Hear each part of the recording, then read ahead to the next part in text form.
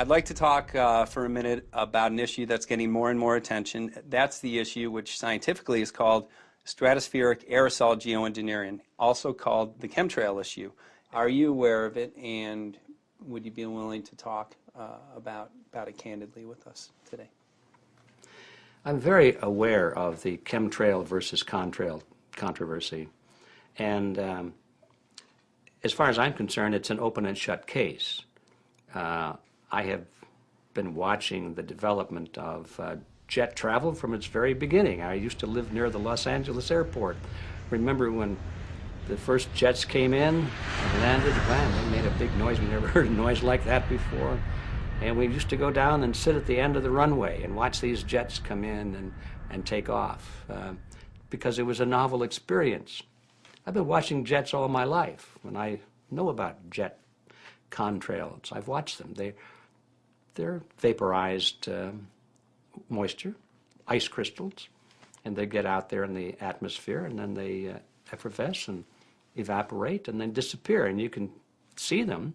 The plane moves along, and the little white trail follows right behind it, and usually about 10 or 20 lengths of the plane or thereabouts, and then it's gone. And you can still see them that way, by the way, once in a while. So there goes a contrail.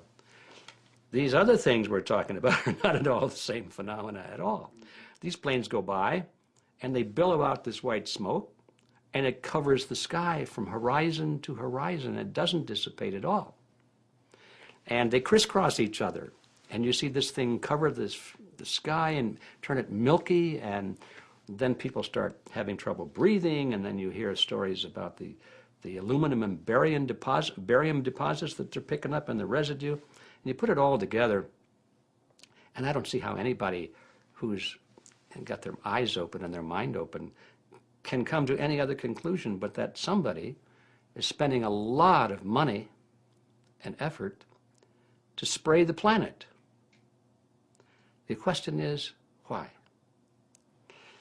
I have my own theories, but I hope that there will be some good investigative reporters go out there and get us the answer.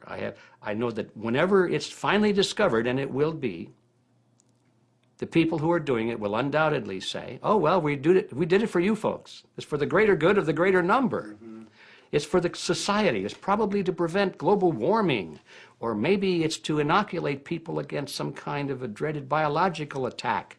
We can't go around shooting everybody in the arm, but we can spray them and save their lives. You see how good we are?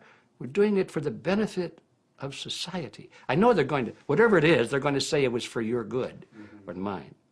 Surely when it finally comes out what is being done, they will try to defend it as though it was some kind of a public benefit being done. Mm-hmm. It's for you folks. It's for the benefit of society and mankind and all of that nonsense.